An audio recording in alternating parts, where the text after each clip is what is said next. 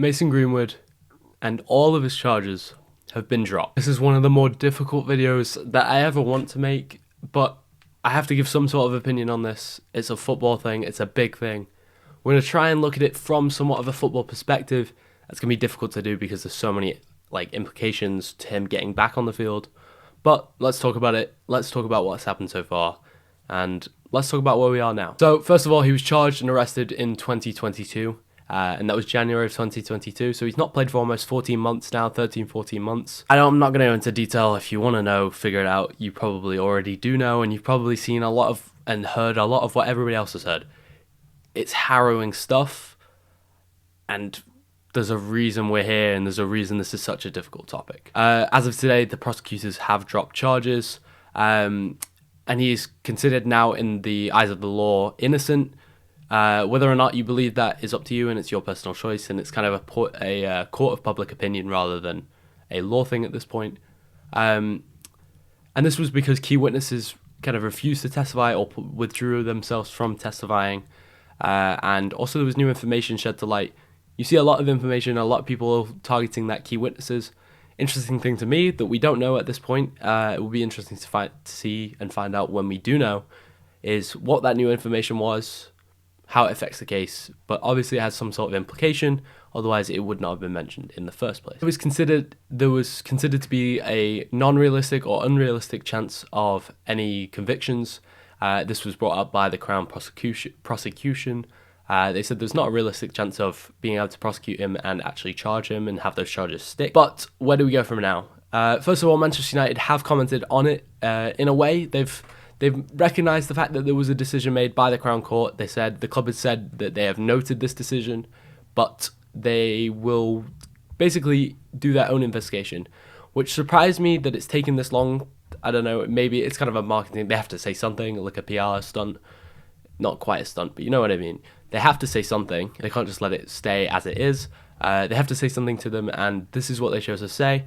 They said the club will conduct its own investigation before he's allowed to rejoin any team trainings or any games, obviously.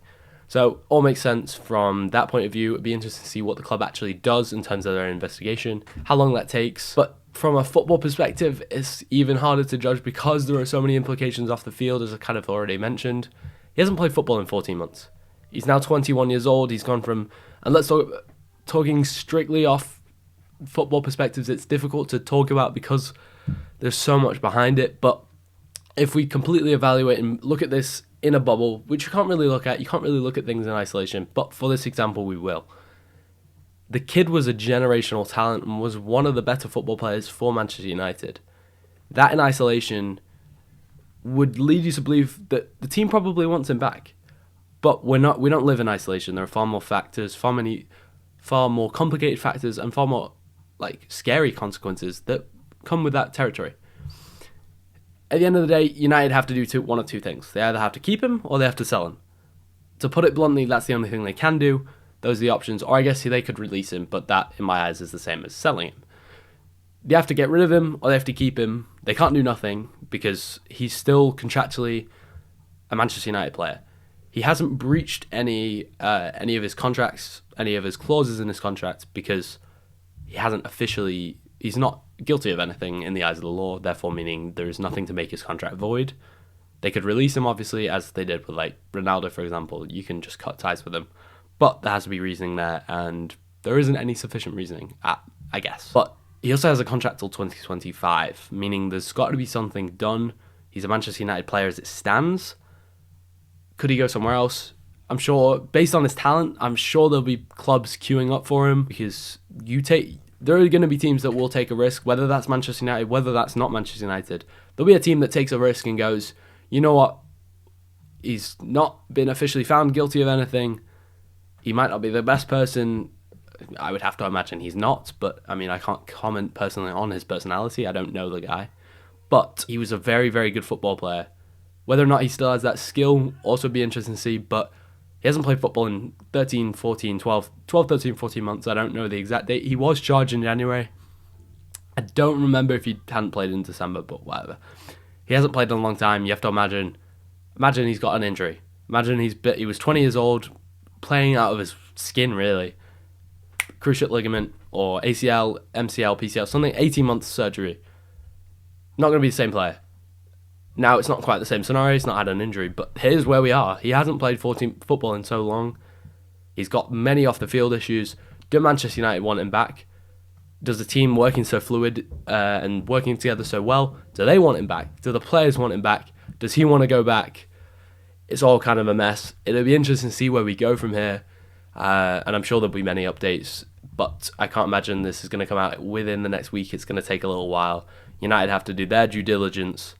If they don't, that would be stupid, but they're a multi-million pound or multi-billion pound corporation, effectively. They're going to do every single bit of research they can, and I'm sure they will. It'd be interesting to see whether or not they had the heads up, because we didn't. I was scrolling through my phone this morning. I was at school. Charges dropped. I was very, very confused, and that's the reason this video hasn't come out till now. It takes a lot of time, and I wanted to reflect, and I wanted to actually have a couple of opinions, a couple of different things. I didn't want to just go, oh, we don't want to be on one spectrum. I don't want to be on this. It's kind of much like my football opinions. I don't want to be on a radical side of an opinion.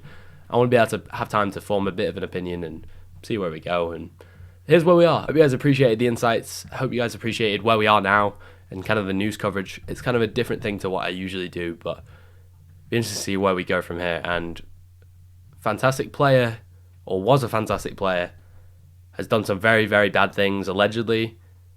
Whether or not you believe that, what you believe, whether you think he's guilty, whether you think he's not guilty, are you happy to see him in a Man United shirt? Will you never want to see him in a Man United shirt? Let me know where you stand in the comments down below. And yeah, that'll be all for today, and I'll see you guys next time.